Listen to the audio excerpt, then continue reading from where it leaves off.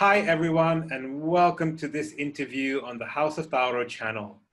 Kathleen Roosens, our guest for today, has the privilege and honor of being one of the few people to have that magical experience of winning Best in Show at Crufts, the world's largest and most prestigious dog show, with her Papillon Dylan the Villain in 2019. We get up close and personal with Kathleen to find out more about that once-in-a-lifetime experience, the journey leading up from breed judging to the group and ultimately Best in Show, and also for life after Crufts Best in Show, becoming the first Papillon in the history of Crufts to win Best in Show. Welcome, Kathleen. How are you? Hello, everyone. I'm fine. How are you? And welcome, Dylan, as well. That is Yay. Dylan. The star, the actual star of this whole thing. How's things in Belgium? How's it going? I know you briefly said. Unfortunately, we went into a second kind of lockdown, so we need to be patient and look forward to 2021, hopefully. But over here in our home, everything is okay. We're all healthy, and that's the most important. Excellent, excellent. And the dogs are well. Yes. They're just bored of being at home and not going to shows. No, they don't care at all. They couldn't care less. We have a big garden. They have lots of sofa time. We're always home. I'm not traveling. So Dylan is very happy about it. Excellent, excellent. All right, I'm just going to get started, Kathleen, so we can cover as much as possible in the time that we have. All right, I'm sure most people know who you are, but for the sake of those who don't, can you briefly tell us a little bit about yourself and your involvement in the world of pedigree dogs? Yes, I'm born in Belgium in 1983. I should quickly count how old I am right now. I'm getting to the age that we stop counting. When I was about, I think it's 6 years old when you do your first communion. We have a Catholic country. Okay. And when I did my first communion, my father asked me what present I wanted. And I said a brother, a sister, or a dog. That was 3 months before. So the brother and the sister, time-wise, wasn't possible anymore. Okay. So they bought me a dog, and it was a Papillon. And that's kind of how we rolled into the shows and did a show and a second Papillon and a third and a breeding. Right. So ever since I was 6 years old, I was involved with Papillons and dog shows. Okay, so are you effectively a second generation dog person or not really, because your family got the dogs because of you? Yes, I am. Okay. Well, yes, they got a pet for me, but it was actually my father who started being involved with dog shows and breeding. So I'm the second generation. Yeah. Okay, excellent. And have there been, do you think that was an advantage or a disadvantage to be a second generation a dog person? For me, it's certainly an advantage because for two reasons. One, I think I got easier access to some nice foundation dogs for my own breeding. Excellent. And also I have seen, I think we all do good things. We all make mistakes. We have ups and downs. Yeah. But I've witnessed my father's poorer choices, let me call them that way, firsthand. So you kind of already know what to avoid and what certainly not to do. Let me put it that way. Yeah. Brilliant. That's a fabulous insight actually into that. Yeah. Papillons or Paps as they're commonly known, have there been any other breeds involved in your home, or has it just been purely Papillons? No, I have always loved Pomeranians. So when I was about 18 or something, I went to Brazil to import a Pomeranian. Wow. Dennis was the cutest, most typey Pomeranian, but in the end, his movement and his construction wasn't the best, and I never bred him. I showed him a little bit, but I didn't go so far. Okay. And then when I met my boyfriend, Jens, and when we went to live together, I had Dennis the Pomeranian.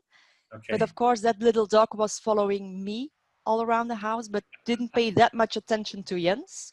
And he comes from a dog-loving family himself, only involved with pet dogs, but he loves dogs. And he said, I want a dog too that gives attention to me. So we drove up to my father and I said, oh, another dog, no problem. let's go pick one. uh, and he chose the wildest male called Mena. Okay. But Mena ended up following me and Dennis around too. So Jens still didn't have his dog. And then he claimed that he needed a real dog and he wanted a border collie. Okay. Because I was always involved in show dogs, Right. and the border collie can be less showy in the ring. If Yeah. from my point of view, from Toy Group, I told him, oh, instead of a border collie, is it okay to have an Australian Shepherd? Okay. And we actually ended up in 3 years' time buying 2 Australian Shepherds, to Wow. only realize afterwards that we already had real dogs and that the Papillon is a very complete breed. Yeah, so we learned So from it that okay, well, based on that, so why Papillons then? Well, why do you feel they're so unique? You know, yeah, I think it's a very complete dog, and it's a real, it's a smart dog. It's very intelligent. right? Papillons have a huge will to please, Okay, and they are a real big dog, but only in a small package. toy deluxe package for me. Yeah, they're easy to condition the coat. It's easy. You Yeah. can take them everywhere. I think they're fantastic. Yeah, they're such little personalities, all of them. I mean, you Yeah, know, for me, it's a perfect breed. Yeah. they're called in some places a continental toy spaniel. Is there anything spaniel about them? What would you say is a It's spaniel hard like? for yeah. I've never lived with another spaniel, so it's hard to compare. Okay. They are very active. You can go walk for 30 kilometers, come home, and they Wow. still have energy. Wow. So it's a very active breed. Yeah. What So would you say is the most common misconception of this breed? What do people? yeah, first of all, I especially people with working dogs or herding dogs, they often think, oh, it's a toy breed. They're just pretty and cute. They don't realize how active they are and how smart and how much things they can do, because Papillons, they not only excel in the show ring, but they do very well in agility. I don't know if you ever saw on YouTube Yes, I have. Andrea at Westminster with Gabby. Last year I have exported a Papillon to Denmark, and she's starting obedience with a Papillon. And in her club, everyone is like impressed. When she arrived with the Papillon, they were, what? Normally you come with a border collie, and what did you bring now? But she's doing very well. Okay. So that's a misconception, that they are not real dogs. Okay. And if I surf on the internet to see how regular sites describe the breeds, I sometimes see them right. They can be shy. They are Okay. not open to strangers. But I don't agree on that. My Papillons, they love everyone, and they would cheat me in an instant. Fantastic. Okay, so just talking of papillons, what are the main issues that face this breed currently from, say, a breeder's perspective, and also from like a viewpoint of a judge? What are your Yes. personal feelings? What worries me in the breeds, perhaps also because I've been involved for so long, together with my father, we've been busy like now 25, 30 years. During that period, the FCI standard actually changed when describing the size of the papillon. Okay. So it used to be the size was maximum 28 centimeter, and somewhere along the way it changed to around 28 centimeter. And that Okay. worries me, because they don't only get bigger, but they also get more coarse in the head. They get heavier bone. Okay. And while that's in Europe, I see another tendency in the UK and in the USA, where they still have that maximum of 28 centimeters, and where they are more described as having to be dainty and Yes. fine bones. So that worries me a bit. With my love for the breed, that I see them become quite heavy over here. Another Do problem you for think, me. sorry, do you think judges are aware of that size issue and the fact that the standard uses the words dainty and small and I don't think they always do, and I don't think I even can blame judges, or I cannot blame new breeders, okay, because if you pick up the FCI standard and you read it and you see around 28 centimeter. You see the word robust. Mm. You see some pictures like on the Swedish Kennel Club, they have a drawing of a Papillon who's for me rather heavy. Then you Okay. cannot blame a new judge or a new breeder Okay. that they accepted, I think. Okay. Fair point. Fair point. And what Yeah. was the other thing you were saying? Sorry, I interrupted you. You were about to share something else. The second issue for me in the breed is the silhouette, is the flat tails that I see too often. Yeah. A Papillon, if you are at a dog show and you're standing in another ring and you would look around 2 rings further, I think you should clearly be able to tell, oh, there's Papillon judging going on. It's not Japanese chin or something. Yes. So I do like a lovely silhouette with a nice tail set. And I see often that going lost at the moment. Okay. And as a judge, we are often reminded about the coat of a Papillon being a single Yeah. coat. Do you Yes. think enough attention is given to that? Is that a problem in the breed, or has that been addressed now? I think people are working on it. I think it's becoming better. Yes, I do believe so. Yeah. Okay. Yeah, I think it's going better. Okay.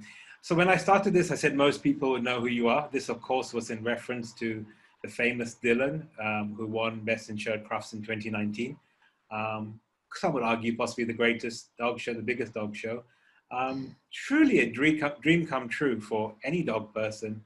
And there's so many questions I want to ask you, so I'm just going to break them down a little bit so we can cover as much as possible. Winning Best in Show at Crufts is not something that everyone gets to experience. It's something very special. So let's start with Dylan. Can you tell us a little bit about him? What's his show name, who bred him, and give us just a little background on him before we talk about Crufts itself. Yes, so Dylan is born here in my home. I'm his breeder. Okay. And he was born in a litter of 4 puppies.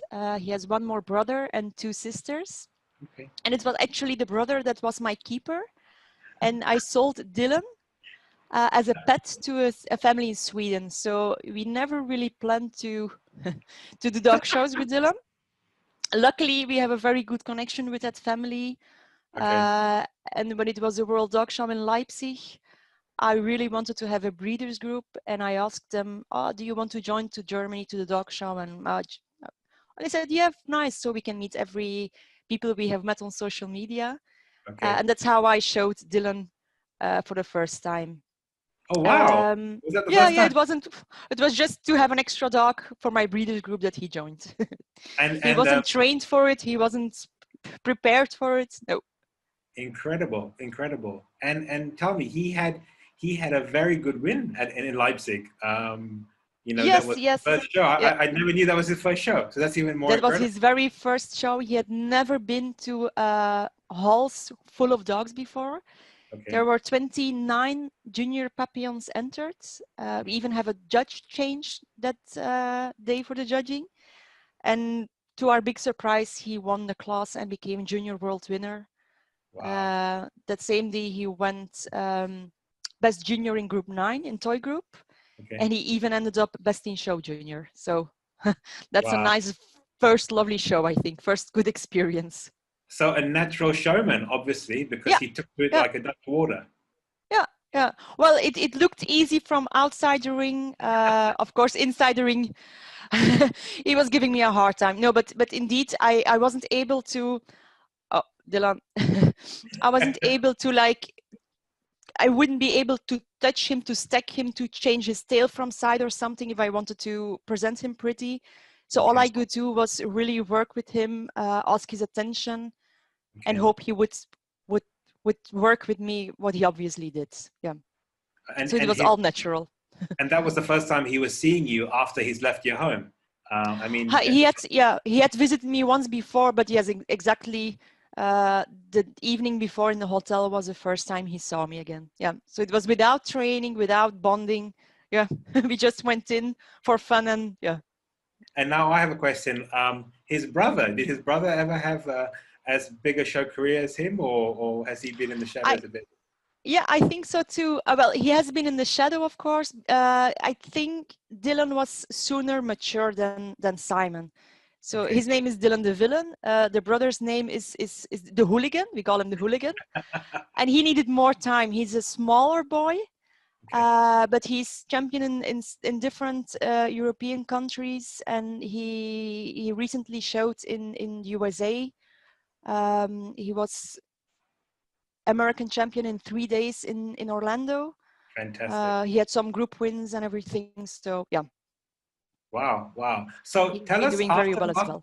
after Leipzig, did you take him straight back, or what was the how soon after did he come to you and start to live with you again? And how did you manage to persuade the family to part with him? Well, it was actually, the group was on Friday Okay. that weekend in Leipzig, so he needed to return on Sunday. But those Okay. people had their boats booked and they need to go home to Sweden for professional reasons. Okay. And they told me, oh, we can't change it. We really have a meeting on Monday that we must attempt. But they allowed Dylan to stay with me. And I said, okay, I will bring him back. I will book a flight and I will bring him from Belgium to Sweden. Okay. But instead of a week, that was like 3 weeks, a month. And in the meanwhile, we showed at Brussels. We did Amsterdam Winter Show. Wow. And that's how it grew. They got used to missing him for a month. He returned. I picked him up again to go to Crufts the first year. So it just grew a little bit. They saw how much joy I was having with him. They saw how much he enjoyed it with me. It was not planned. It just grew when the time became longer and more. And yeah, and we set more goals. Okay. It was never a plan, but it just happened.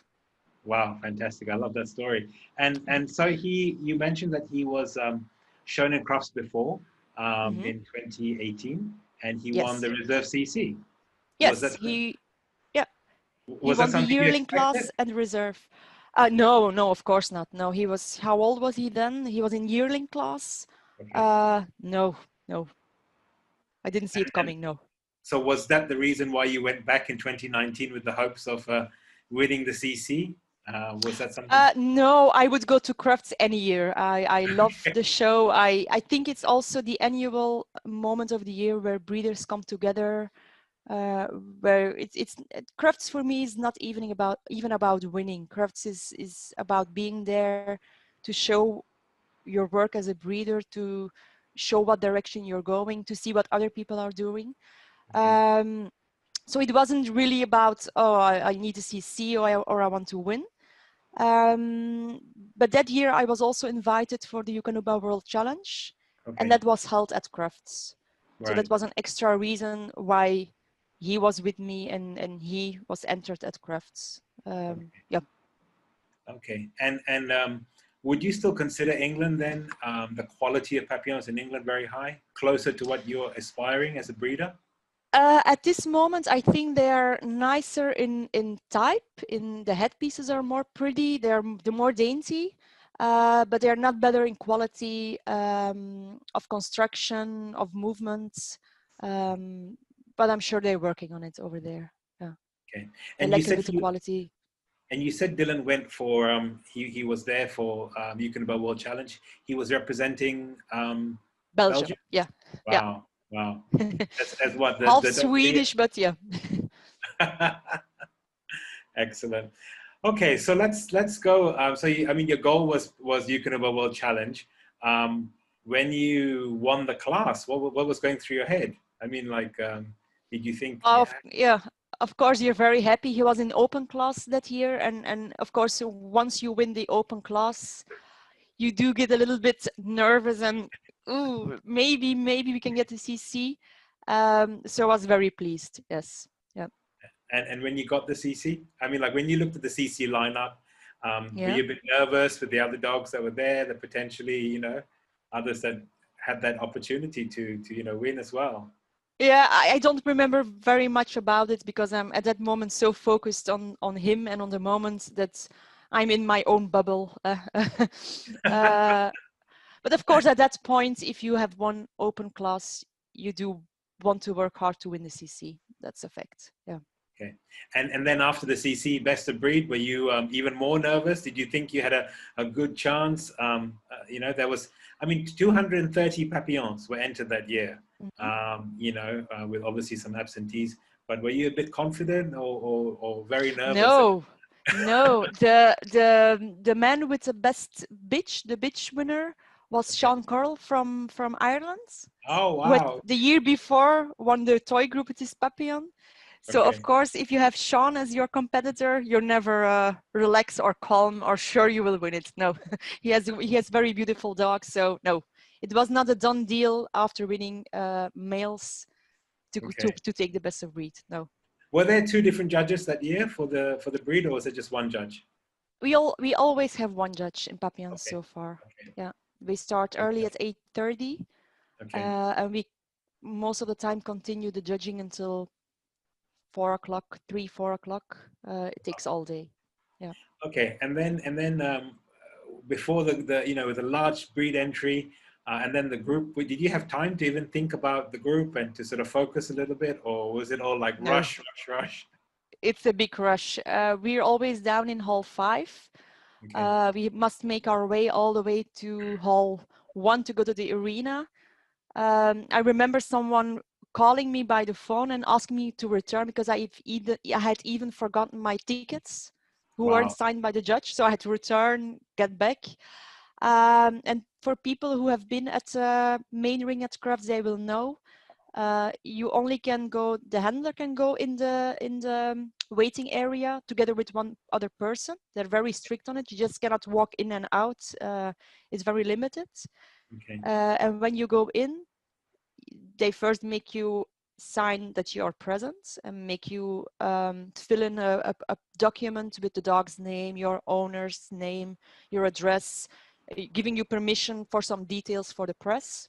Okay. Then they actually assign you a spot where you can put your stuff and go sit. Up next, you must go to the official Crufts photographer who takes some pictures of the dog for the Crufts website. Okay. Next, you must go to the veterinary because they do a small health checkup. They make you walk Wow. up and down to see, yeah, they want to be sure that that the dog is not limping, that the dog is looking healthy, that the dog is not afraid in the environment. Okay. So before you have done all those steps, before you know it, they ask you to prepare and go in the ring. So I had no time to eat, no time to drink, no time to make my makeup pretty or something. No, it just went all so fast. And before you know it, you're in the big arena. So tell me about that. I mean, do they brief you, tell you what instructions to follow? I mean, is there a briefing given to? Because I mean, it's quite daunting. The lights are off, your spotlights, and then you come in, and then do they give you much of a briefing and tell you where you're headed or what you're supposed to do, or is it? Yeah, there's a steward at every corner of the ring, in the ring and uh, behind the screens. So they Okay. do tell you what to do, and obviously, since I was following Crufts since I was a child, I have seen it a million times. So I didn't even need the instructions that I need to go diagonal across the ring or something. Yeah, I've seen it enough. And tell me, so like when you got to that part, did you? I mean, going to the group, did you even have a hope of making the shortlist? Did you think that was a possibility? Of course, you hope to make the short list, but I remember being seated with all the dogs before we went in. You start doing the tour, you start counting in your head. Oh, there was this lovely Bichon Frisé. Yeah. Oh, there's Mr. Robert Sanson with a lovely Cavalier. Oh, Sean Carroll with his Pomeranian. There's his lovely Maltese. There's a lovely Yorkshire Terrier. You start counting and you think 1, 2, oh no way, no, we're not going to make the shortcuts. So, and I actually see it in if I look back at the videos, I can see in my handling that I'm quite nervous, that I'm not Okay. showing so well. And when you see I'm shortlisted, you really see the big smile on my face. It was like, yes, mission accomplished. I'm in the shortcut. So So that that was all I wanted. Yeah, I was so happy. wow. Yeah. So your ambition was to make into the shortlist, not even to Yeah. place. Yeah. No, the shortcut was fine. Yeah. Wow. That was my wish. Yeah. Okay. And so when you made the shortlist, were you a bit more relaxed? Were you a bit calmer? Because you were happy. You'd achieved what you Yeah. wanted. Yeah. You I were was more more calm. Yeah. okay. And how Yeah. was Dylan handling all this? Was Oh, yeah. Um, he was normally he is very focused to me, and even when we're moving, he can look up to me. okay. Dylan didn't like the carpet of Crufts. It's I think it's a little bit it stings a little bit at his. Yeah, he was very fuzzy about the carpets, and Okay. also I don't know if it's clear in videos, but on those carpets they have these little white markings. I Yes. think to show where a podium must be set up, where agility must be put, and he was very distracted with every little spot he saw. He was like, ooh, ooh, dot, ooh, toy. So he was so distracted. He didn't pay much attention to me on the move, but it's forgiven. Yeah. So now tell us the point at which at that in those years they went directly to the group winner first. They pulled out the group winner first. Were you even expecting it? I mean, your look on the video was not, but No, no, I wasn't expecting it. When I got into the shortlist, at that point in my head, the highest I would ever be able to get was a second place, okay, because in 2018, another Papillon won the toy group. And okay, you wouldn't, I know it's another day, another judge, and it doesn't yes. matter, but in your head, you're kind of like, oh, they wouldn't take a Papillon again. So no, I didn't expect it. That's why I was so surprised that she walked up to me. Yeah. And you're right. I mean, there was a star-studded lineup: the Peak, the Yeah, Pong, yeah, the Yorkie. I mean, they're all big time breeders and big winning dogs. So yeah, even more, reason not to expect anything. yeah. It was a gorgeous lineup. It was a very strong toy group. Yeah, I It was agree. incredible. And were you thankful that the toy group was on the same day as Best in Show, because you didn't have a chance to even think about much things? It was straight to. So talk us through a little bit from the group to Best in Show. Yeah, after the group, they immediately put a microphone under your nose. And I remember, actually, it's funny, the evening before, was it the Terrier group or 2 days before? It was a lady from Russia who won the Terrier group.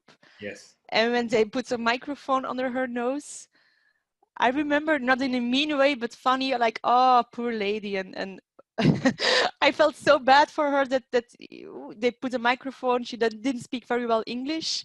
Yeah. And I thought, oh, that's awful that you must speak in the ring at that moment.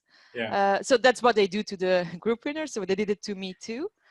And afterwards, you go backside, and it's more interviews with television, with radio stations, pictures.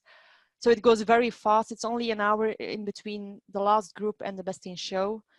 So Okay. I had no time to grasp in my head what happened. I didn't realize what I was going to do. No, it went so And fast, and I didn't get nervous or yeah.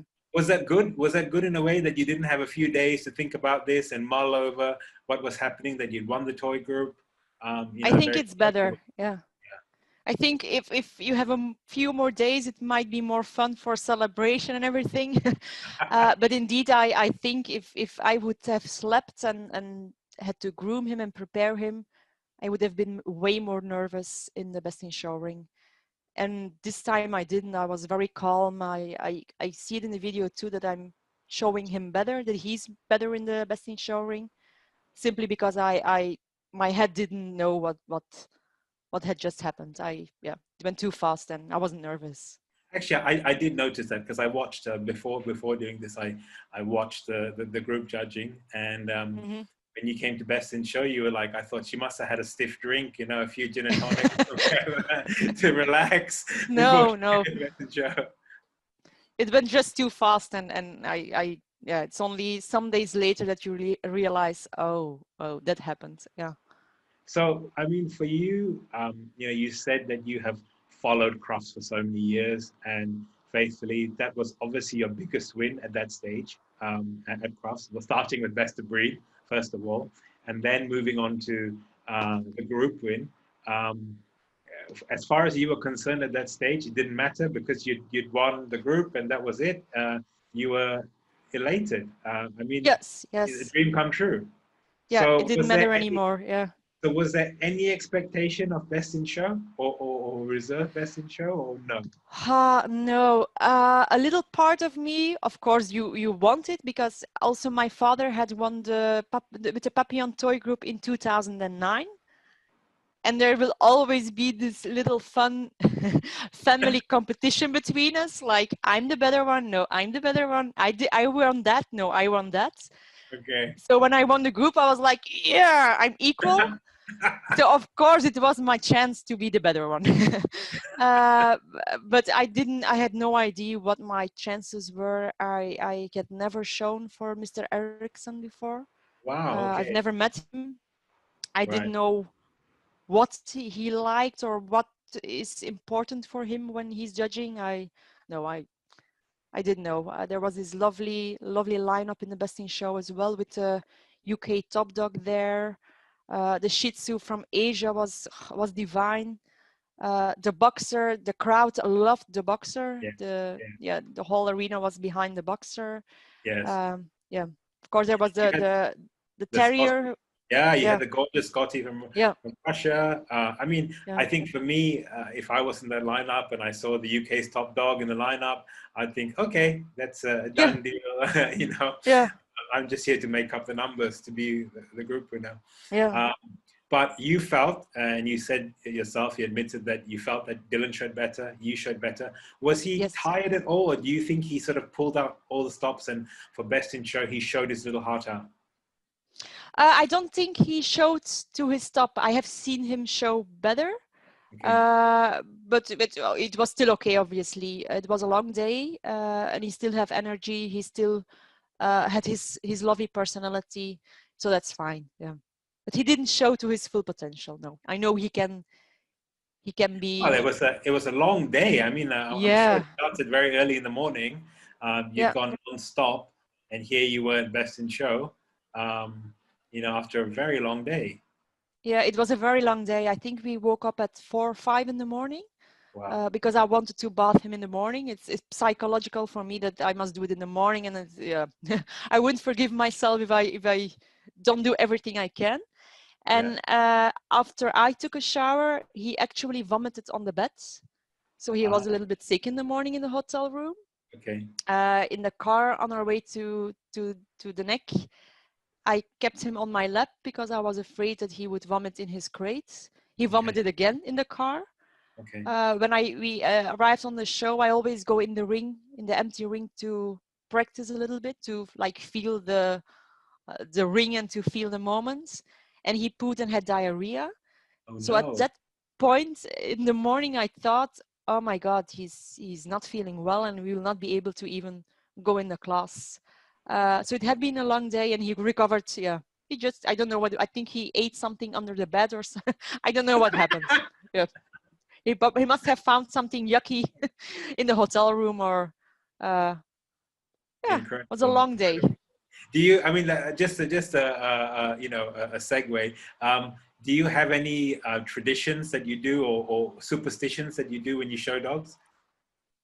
No, not really. No, I Okay. always have. You might see it in the video. I always have lots of things hidden in my bra. Like there's a squeezy squeaker mouse. There's cheese. There's ham. There's chicken. So you, I only realize Hey, it now. If they film it, that I'm always this weird girl who has her hand in her bra. That's the only thing. Yeah, I hide toys and always something different. That if I'd last long in the ring, that there's always one more thing I can grab that he's interested in. That's the only wow, thing I do. wow. Okay. I just to share quickly, the funniest thing I've seen someone pull out their bra was fish fingers to feed the dog, and I was like, Uh, the anyway, funniest thing I've done is actually, if it's your own treat or food, he's used to it. And it was in Sweden that I picked up on the floor a treat someone had dropped, but okay. I have the bad habit to put it in my mouth. So, oh. And so I put it in my mouth for showing, and I thought, oh no, that's not one of my treats. I picked this up from the floor, and All right, so okay, let's come back. So when you're standing in the lineup and Dan's gone over to sign the papers, and you totally did not expect it. I mean, it was totally completely took you by surprise. Can you tell us what you felt at that point when he pointed at you? I mean, you know, or rather, when did they call reserve best in show first? I can't remember now. I watched so many No, videos. they first did best in show that year. Yeah. It was something very, I said it before here, the crowd was cheering a lot for the boxer. It's Okay. a very local dog from Right. Birmingham area. And from where I was standing, I could hear someone yell really loud, "Keep going, Dan." So if he walked from the table where he signed the papers, he walked through the middle, and Yes. then he walked past the middle towards the first dogs in the lineup. Yeah. And the people were really screaming for the boxer, that he would step to the boxer. Yeah. And when he then made the little turn and went back to the middle, you heard people being disappointed. And I remember that I smiled, but yeah, I thought it was funny. Okay. But I didn't expect him to come, yeah, my way. No. So when he pointed, what went through your head? You like, Wow, we just won Crufts. Yeah. Yeah. Wow. totally. I mean, were you numb? Can you remember parts of it? Did you have to watch the video to remember what you did? Or I mean, like, Yes. I had to watch the video. Yeah. wow. Yeah. I've watched it a million times, I think. Yeah.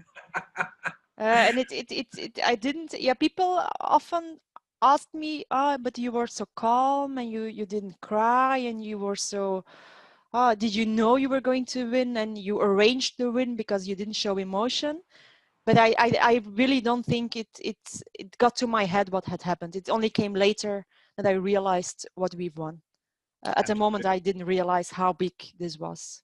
Absolutely. I mean, like, Yeah.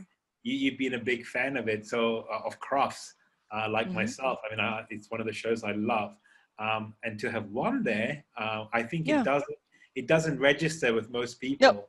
until much later. Probably Mm-hmm. you woke up the next morning and thought, "Did I just dream that, or Yeah. did we win Best in Show Crufts?" Yeah.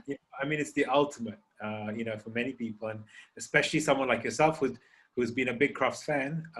It was incredible. So tell us a little bit about after that. So, I mean, obviously you had planned to go back after you know, the next day.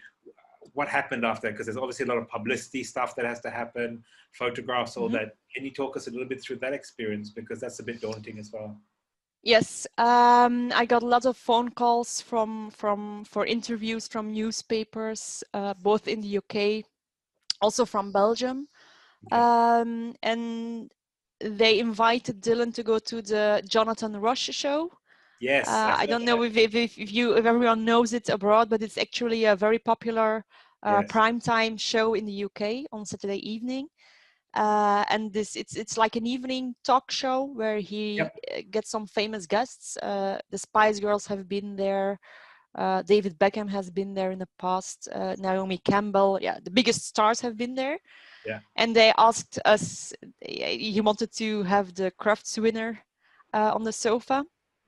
And at first my boyfriend was like, oh no, let's not do it. We return home.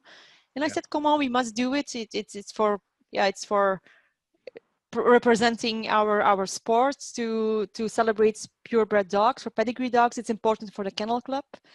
And it was a fun experience. It was lovely. Yeah, it was I fun. know.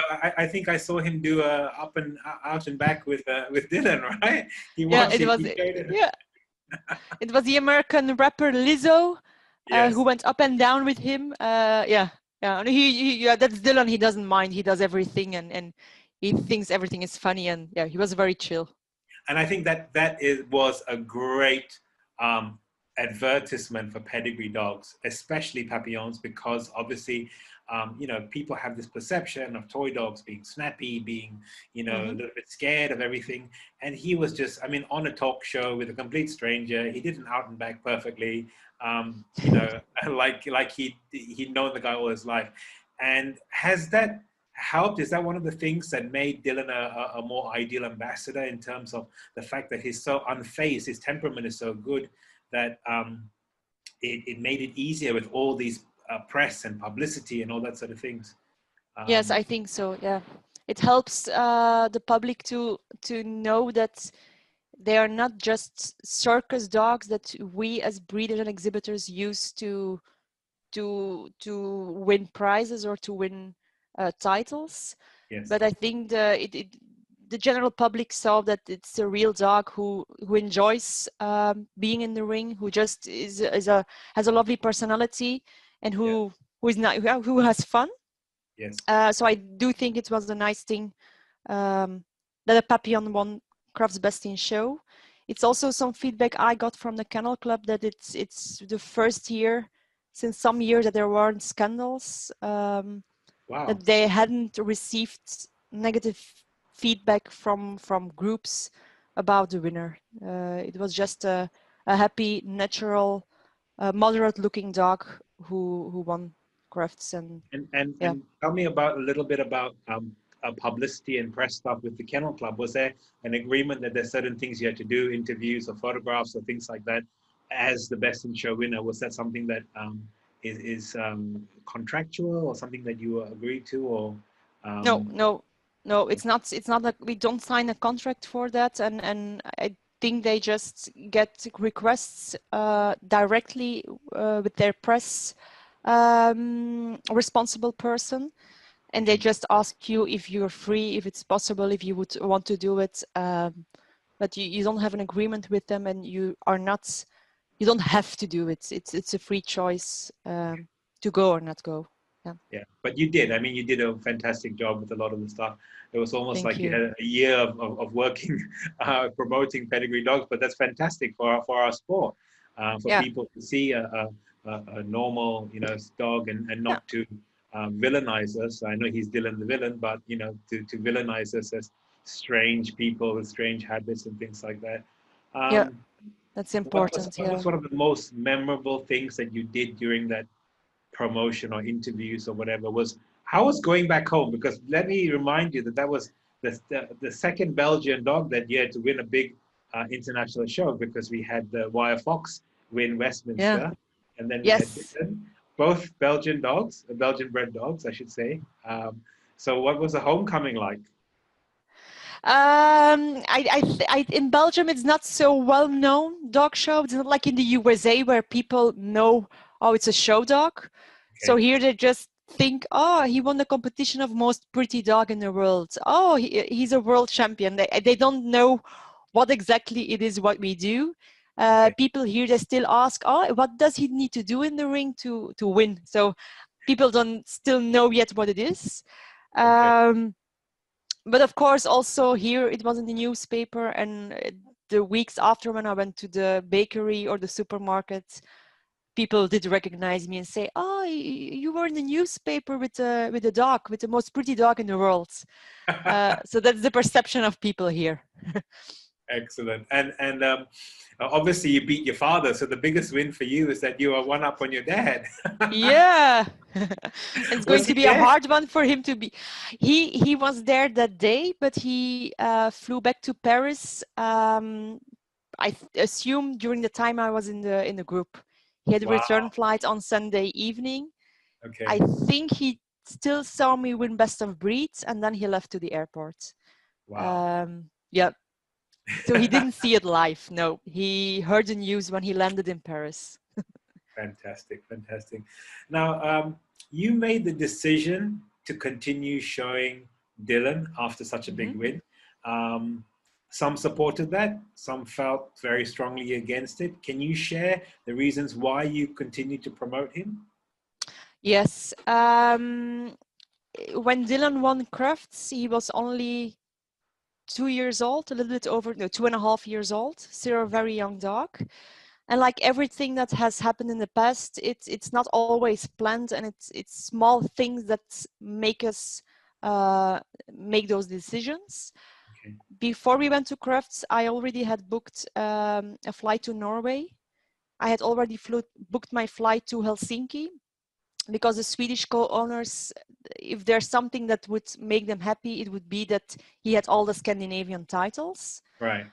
I had already entered a dog show in the Netherlands like 2 weeks after Crafts. and then you start thinking, oh shit, okay, it's not about I have spent the money on the show. We don't mind about that. We could easily take another dog or something. But first, there's the things you set a goal to make him Norwegian champion. I'm not a quitter. I have it in my head. That's my goal, and then I don't stop. Okay. And for me, the second part, I do think he's a lovely representative of the breed. And I do think I should, not every week of not every show, but I should at least at some bigger events take him and show him to the crowd about how I believe a Papillon should look like. And as long as I have fun with it, and as long as Dylan is enjoying it, why not? For me, the worst thing that could happen is that we lose, and I don't mind losing. I don't have a problem with losing. Okay. So yeah. Because it can work for you, and it can work against you. There are some that will just follow the trend and want to, say that they've also put up the Crufts Best in Show dog. And there's others that want to be giant slayers that will just that would want to put him down for a reason. But do you feel in some ways it worked against him, in some cases it worked for him? He had the shows he did afterwards went really, he had lovely wins, and I don't regret them. The only hard thing, the problem wasn't in the ring, it was harder outside the ring. Of course, there's always a level of competition and of rivalry among breeders of the same breeds, and jealousy and of course, personal things. But I remember going to the European Dog Show with him in June. I think it was June or May 2019. And that was the first time ever that I felt this was even outside my breed, that it was on a group level, and even outside my own group, that there was this people being mean and gossiping, and that was not a fun experience. It took me some months to recover from that. It hurt me. Well, it's, personally, I think there are some people that believe very strongly that, after such a big win, you retire the dog. But as you said, he was 2.5 years old. He was still very much, in his prime.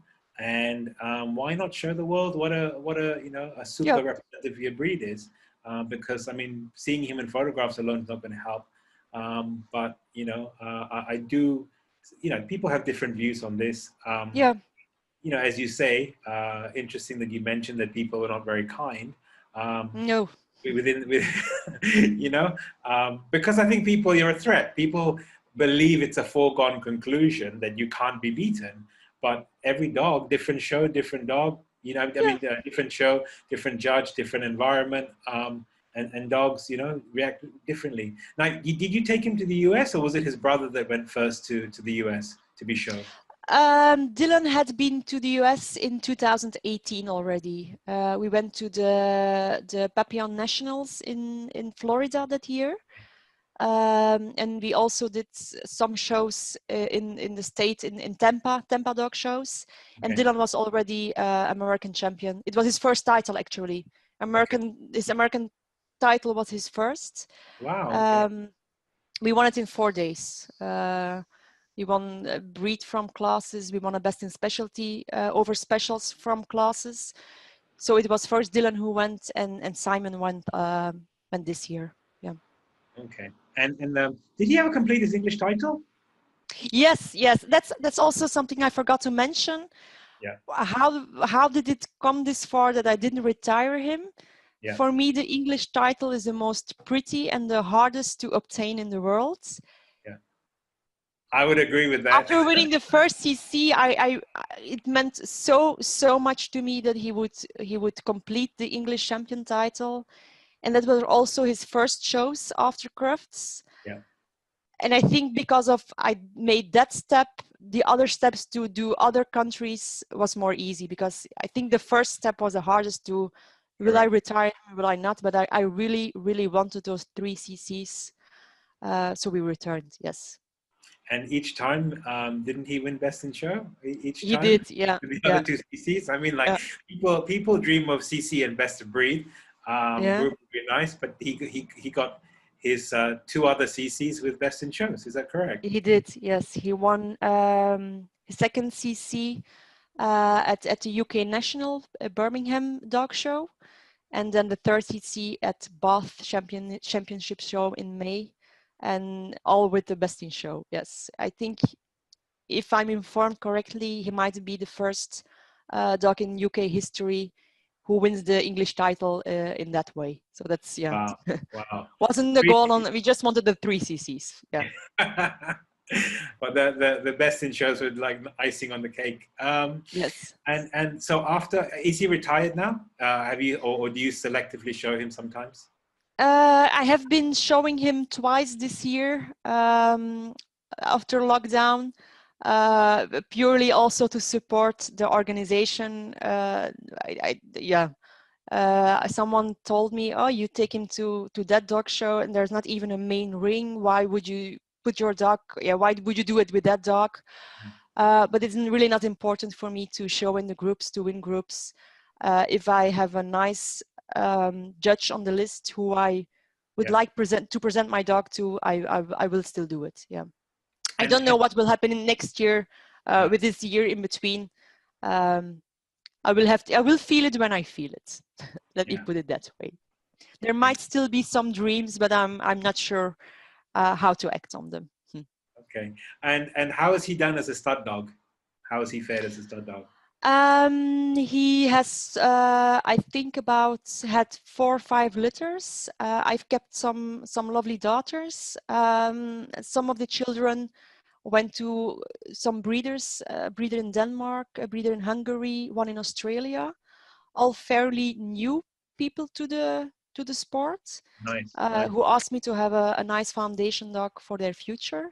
All lovely people who care about the dogs, who, like the one lady is doing obedience and everything. And he recently also did a stud for another breeder.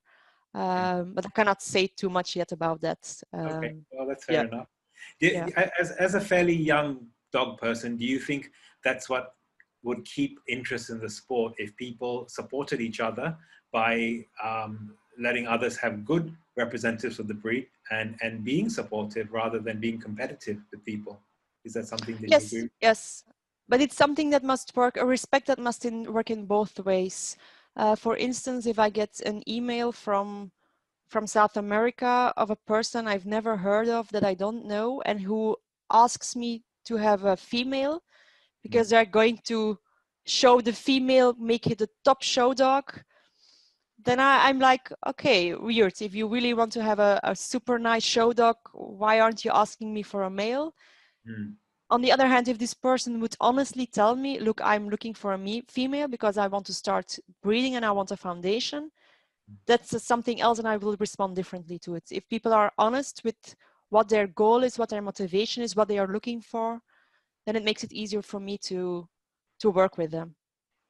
You know, a major win like this is good for the breed, but it's also bad for the breed because obviously it becomes a popular breed with puppy farmers and things like that. Did you feel that after the win, it in some ways helped, but at the same time was a disservice to the breed? Did they become popular because for the wrong reasons? I've got some messages from the UK where puppy millers indeed advertised puppies for sale as this is a Papillon like Dylan from Crufts. They did notice they got more requests for puppies because people had seen it in the UK. It's very, very popular show on the TV, and general public knows Crufts and follow it. So it made the breeds slightly more popular in England, yes. Yeah, I think that's one of the, as much as we all want to promote pedigree dogs and promote our breeds, sometimes the publicity works against us, especially when we're trying to make sure they're going to the right hands, or they're, people buy from good breeders. So yeah, not all publicity is good publicity. Okay, the last question for you. What is one of the things that stood out for you from this whole roller coaster ride of winning Crufts? What's something that you take away with you forever? For sure, it learns me that whatever you can dream, you can achieve. Wow. If it can happen to me, it can happen to everyone. If I can do it, everyone who's listening can win it. And the second thing that I learned from it on a personal level is to be kinder to people. Like, we've all been in the position at a dog show where we say something mean, or we speak about someone, or we think about a big winner. Oh, of course, this is going to win because it's that handler and it's that dog. And I Yeah. learned not to do it, because the person on the other end of the leash works hard for it and obviously is there with a very nice dog. So I think it made me kinder. Excellent. Well, that's very deep, and it's very true, because I think until you're in that position, you will never understand how Yeah. another person feels. I mean, and yeah, we always have the conspiracy theories of Yeah. why people, why certain things happen.